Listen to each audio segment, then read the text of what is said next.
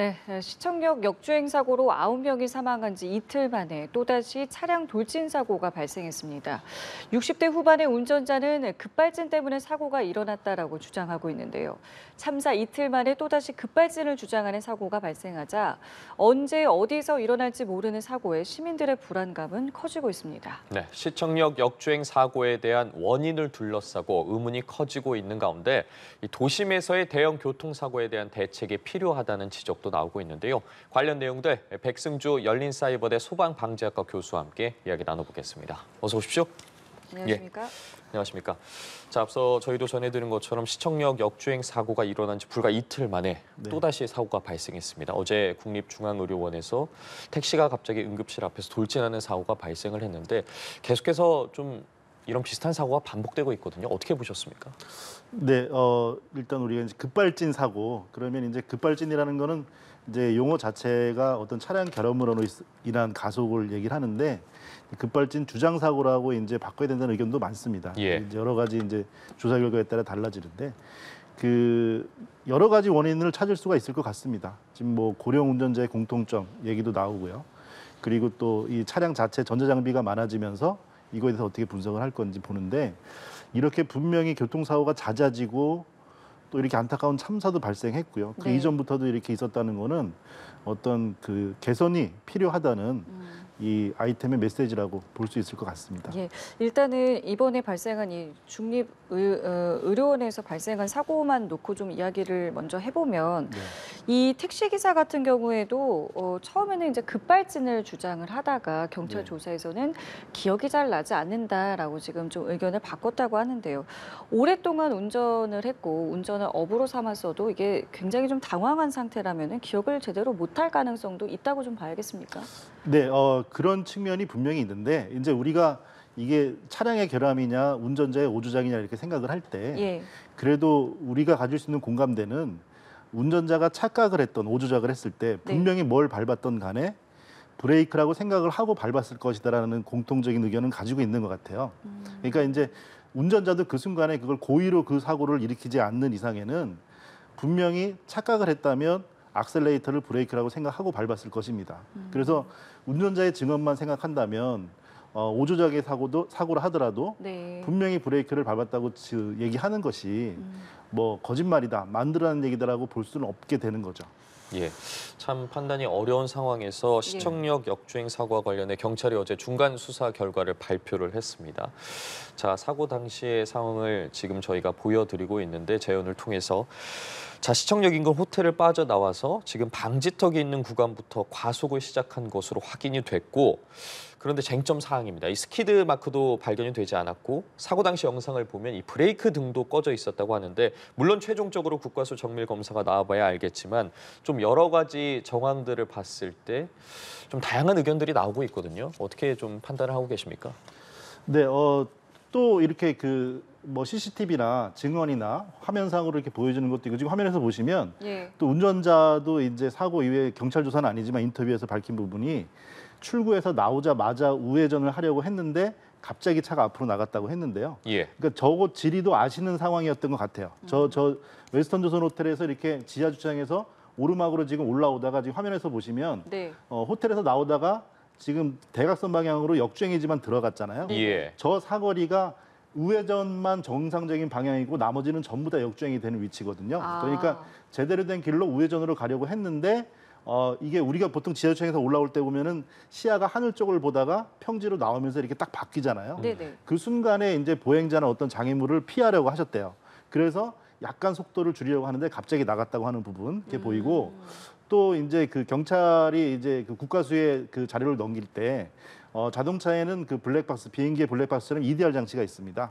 사고 기록 직전의 데이터들을 보관하는데요. 그것도 국과수에서 수사를 자세히 하겠지만 그 데이터를 사전에 조사를 했다고 하니까 근데 그 부분에서도 역시 이제 좀 가속 페달 조작의 데이터가 보였다고 지금 얘기를 전해진 걸 보면 현재로서는 그 여러 개의 결함이 그렇게 확률적으로도 다 일어날 수는 없거든요. 기계라는 게 100% 믿을 수는 없지만 아무래도 가속 페달로 오조작 쪽으로 좀 의견이 모아지는 것 같습니다. 예. 자, 그리고 지금 말씀하셨던 그 일방통행 구간과 관련해서 이게 뭐 물론 뭐 야간일 수도 있고요. 뭐 초행길일 수 있고 이 부분은 좀 알아봐야겠습니다만은 역주행에 대한 단속이 그동안 좀 약했던 거 아니냐 이런 지적도 좀 나오던데 이 부분에 대해서는 좀 어떻게 보십니까? 네, 맞습니다. 우리가 이제 그 말씀하신 여러 가지 고민이 많이 느껴지는데요. 조금 전에 서울시장 방문 말씀도 그렇고 어떤 재난, 큰 이런 참사는 한 가지 원인이 아니고 여러 가지 원인을 가져갑니다. 근데 거기서 우리가 해결할 수 없는 막연한 원인에다가 원인을 치부하지 말고 지금 말씀하신 역주행에 대한 단속이나 뭐 가이드레일이라든가 어떤 공간의 구획이라든가 이런 것들을 다방면으로 좀 고민하는 게 필요하고요. 지금 현재는 지금 제일 중요한 부분은 차량의 그 상점, 인도, 돌진 사고들이 어떠한 이유에서건 계속 늘어나고 있고 그 피해가 커진다는 거거든요. 그래서 그 부분에 대해서 좀 집중적인 그런 대책을 마련하는 원인 분석 필요한 것 같습니다. 예.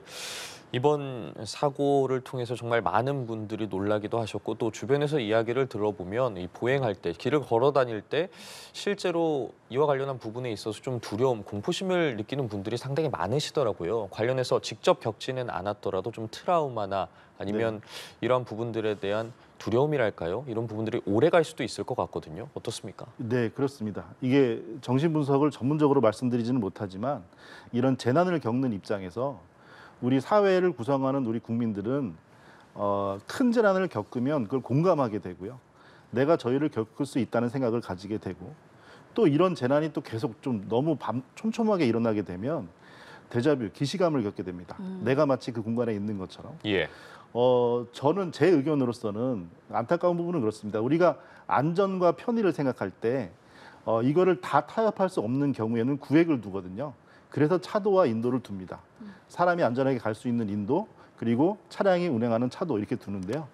해당 위치는 이제 가드레일이라고 할 수는 없고요. 가드레일은 완전히 차량의 사고를 보호할 수 있는 개념이고 안전 펜스 정도의 이제 개념이 됩니다. 근데 이제 모든 인도의 공간을 차량이 저렇게 100km 시속 100km가 넘는 속도로 뛰어 들어올 것이라고 가정하고 시설한다면 사실은 그거는 어떤 기시감에서 오는 공포, 좀 우리가 너무 위험함을 느끼는. 예를 들어 내가 생활하는 내 공간에서 이어폰을 쓸 수 있겠지만 이게 횡단보도를 건너면서 차도 안에서 쓰는 건 매우 위험한 행동이거든요. 그래서 이런 것을 좀 근본적으로 좀 구분하고 이런 부분에 대한 대책은 우리 사회가 고민해야 될 것 같습니다. 맞습니다. 자, 그렇기 때문에 지금 저희가 화면으로도 나오고 있습니다만은 이 가드레일의 성능을 이번 기회에 좀 개선하고 보완하는 게 어떻겠느냐 해서 서울시에서도 이 작업을 좀 착수했다라고 하는데 어느 정도의 안전성을 좀 보완할 수 있다고 보시는지요? 네, 저는 이제 이 참사에 국한할 것이 아니고 예를 들어 말씀드린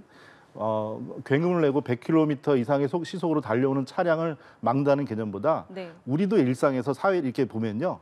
저런 가드레일이나 화단 이런 조경물들이 미관이 먼저 안전이 다음인 것들을 많이 봅니다.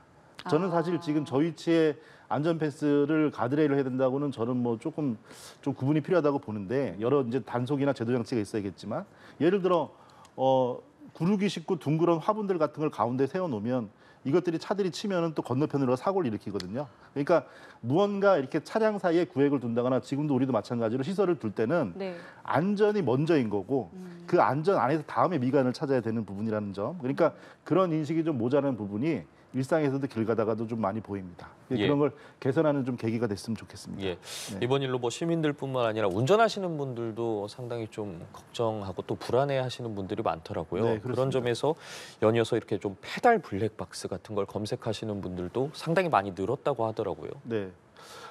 페달 블랙박스는 이제 그게 자체가 페달을 전기 센서인 부분도 있지만 직접 카메라가 그 페달 부분을 비춰가지고 어떻게 그 순간을 조작하는지 이렇게 보는 건데요. 이제 우리가 급발진 주장 사고 논란들을 보면 이제 이게 어떤 걸 밟았냐 이런 얘기들이 많이 나오는데요. 그런 부분도 역시 또 의무화할 필요도 있다고 생각합니다. 지금 현재 차량의 블랙박스는 대부분 자비로 구매를 하시죠. 새 차를 사더라도. 그래서 옵션으로 또 추가로 장착하기도 하는데요. 그래서 이제 전방, 후방 차량 사고도 많이 기록을 하고 하는데 또 안전장치가 또 있습니다. EDR이라는 안전장치인데 선진국에서는 우리나라도 이 장치를 많이 활용하는데요.